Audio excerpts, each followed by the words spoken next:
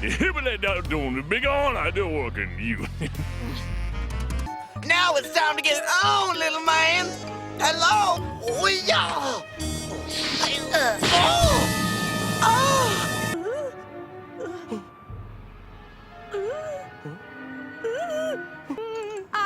I can't do it. That guy just totally gives me the creep. Piccolo, where did you get those clothes?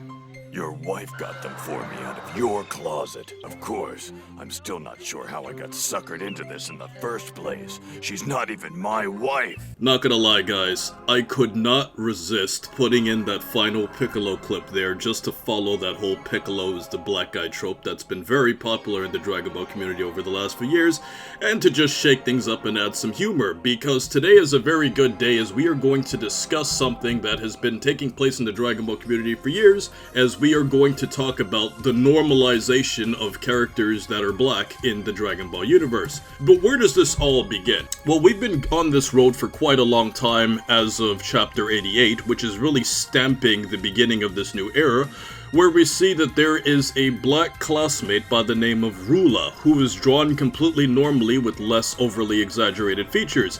She obviously has the black hairstyle type, but it's not overly exaggerated in the ways that it has been in not only Dragon Ball but other animes. And we also got a chance to see another black character in Chapter 88, which a lot of people are dubbing the Miles Morales character who appeared with Goten. Now obviously this character is unnamed, but I can understand why people are calling him the Miles Morales friend of Goten. And ultimately this is really great. You know, we also have other anime like Rock Lock from My Hero Academia, Ogun from Fire Force, and Kaname Tosen from Bleach. And when we look at this direction that has been happening where black characters are starting to look a lot more normal in anime, this is an all-around good thing, not just for the Dragon Ball community, but for anime in general. And the fact that these newer characters are drawn in a more normal style ultimately shows that not just anime, not just manga, but the world itself is changing in a positive direction when it comes to black people and people of color in general. Now, of course, the first thought that many of you guys had when you originally watched this video was the whole Funimation dub clips, which I obviously used to kind of give you a gist of how things used to be. And if you go back and you watch these clips originally in Japanese, you would know that they weren't as Americanized for obvious reasons because the characters were originally speaking Japanese. But clearly when Funimation got the rights to dub Dragon Ball, they obviously Americanized its black characters with more African American culture, specifically in the way that the characters were actually speaking. And this attempt obviously had, you know, some racial stereotypes attached to it, but in Japanese they obviously didn't sound stereotypically black for very obvious reasons because it was in a totally different language. But despite the actual dubbing and the actual talking of the characters, you can still see that even from an animation standpoint and even from a manga standpoint, that the overly exaggerated features are still there and still basically mark an entire era of Dragon Ball that took place long ago. And throughout Dragon Ball history, black characters have basically gotten a bad rap. Now, of course, Toriyama draws different ethnicities in a very distinct, cartoonish way to help you indicate what they are without having to think too hard, as if we go back to the original Dragon Ball, we have the characters of Appa and Bora who are obviously drawn to be Native American characters. And then when we look at the character of Nam, he is obviously drawn to be an Indian character, especially because, I mean, if you wanted to put the icing on the cake more than anything else, they gave Nam a bindi on his forehead, which has multiple different meanings in Indian culture. And if one of you watching this video is Indian and you can explain this better to me in the comment section, I would greatly appreciate it. But from what I've researched, this can have one of two meanings. When a woman has a bindi on the forehead, that essentially indicates that she's a married woman, and when a male has it, it's usually for spiritual reasons to indicate that they potentially have a third eye. And also, seeing the Bruce Lee clone that fought Goku, they clearly designed this character to be Asian.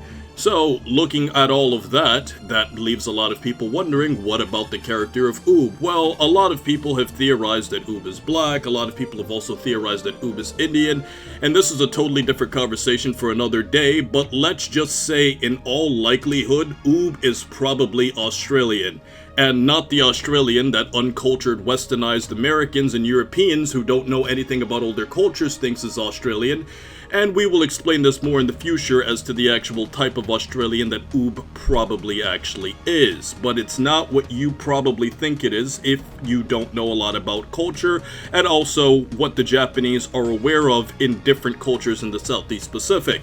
But to go back to our black characters, we first have to talk about Mr. Popo. Now obviously, for those who don't know, even though it's pretty assumed that the majority of you watching this probably already know this, but obviously Mr. Popo is a racial stereotype and a black caricature for blackface. And for those who don't know, basically, long time ago when black characters were not allowed to be black in movies, they basically took a white person and basically dressed them up and gave them blackface with exaggerated features to basically play the black character, because blacks weren't allowed to act in movies and TV shows. So as a result of this is where the whole blackface came from, and Popo is basically a resurrection of that caricature. Now, when I was a lot younger, I noticed, obviously because I was watching Dragon Ball 2, because I was also playing Pokemon at a much younger age, that there's a Pokemon called Jinx. And I always made a connection between Jinx and Mr. Popo, but I didn't actually quite understand why.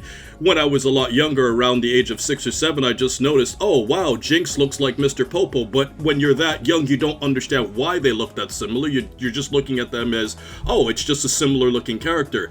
And as I got older, I made the connection between Jinx and Mr. Popo as obviously being based off of the black caricature, blackface stereotype, which obviously makes a lot more sense the older you get and when you're not 7 years old just playing Dragon Ball and Pokemon games. So when you look at all of that and the fact that Mr. Popo eventually evolved into becoming blue on the Nickelodeon version of Dragon Ball Kai, even though he's based off of a black caricature, he's also not a human. You know what I'm saying? So, because he's a genie that's not human, but's based off of a black caricature, is Mr. Popo really black? Where do you draw the exact line? Well, obviously because of what he was originally intended to be, and also, ironically, he's a servant of Kami, you know, similar to the history of what black people have unfortunately had to go through. Well, you can obviously see the connection where it's pretty clear that Mr. Popo is intended to be a black character, even if his actual character itself is not human in nature. But when we move on from that, we also have the character of Killa. Now, Killa is an interesting case because his name is actually not the gangster name stereotype that a lot of Americans originally believed Killa to be, because I was one of the people that originally believed like Killa was supposed to be like this black hip-hop name that was instituted into the Funimation dub, but when you actually dial back and do the research of his name Killa is a direct contrast to the character who fought in the tournament with the name of Jewel, because if you combine their names, it creates the name pun coming from kilojoule, which is the measurement system for energy. And obviously, the dub voice, as you saw in the beginning of this video, and if you go back and watch Killa's clips, were clearly exaggerated for entertainment purposes, as his Japanese voice is completely normal. And growing up, and even to today, it was hard to understand what Killa said. Like, even if you go back and you watch like the original Funimation dub of what Killa was talking about, it's pretty hard to understand exactly what he was saying, as he spoke completely normal in the Japanese version. And this ultimately shows that both dubbing and manga variants and anime are changing as a whole, as Funimation has truly matured over the years, which is a positive thing. There's also a third black character, which is Staff Officer Black. Now, he's probably the most normal Dragon Ball character that's black throughout the series, where he's actually a human, unlike Mr. Popo. So he's actually a black man, and I mean, he gets the name Staff Officer Black, which is, I mean, you couldn't have made it more obvious why they named him that. And he's by far the oldest and most prominent black character throughout Dragon Ball history, and he actually has a decent impact on the actual plot. Now, there's nothing that was too racially undertoned with him, but he's obviously drawn in an extremely overly exaggerated way when you look at his lips, and when you look at the way that his eyes are designed. So, when you look at this was very common in Toriyama's early and more cartoonish style that obviously is not quite as appropriate if you look at the more modern times. But when you consider the fact that this was made in the 1980s, which wasn't that far from the 1960s and the 1970s, and we all know what happened in those decades, this isn't really a surprise, especially because Japanese censorship standards were completely different back then as compared to they are today. And you can kind of look at it as a gift and a curse, because you can look at it as a gift in saying that, well, we got to see a different side and a more realistic way of how people felt about people back then, which is a lot more censored today. So you're kind of left in a situation of, do you prefer the more censorship, or do you prefer the more realistic way that people viewed these characters? And the truth is that I think they're both good for both reasons, because you can use the older styles of Dragon Ball to go back and say, okay, things used to be like this, but for modern standards it changed to this, which I ultimately think is healthy for fans who want to go back and watch the original Dragon Ball, but also want to watch a more updated look in our modern times today.